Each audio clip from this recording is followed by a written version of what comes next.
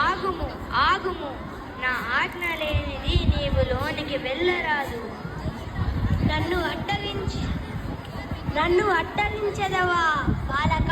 నీవెవరు? నాతో నీ పనేంటి? నీవు లోనికి వెళ్ళకూడదు, ఇది నా ఆజ్ఞ. హా, నన్నే అట్టగించిన నిన్ను శిరచ్ఛేదనం గావించదా?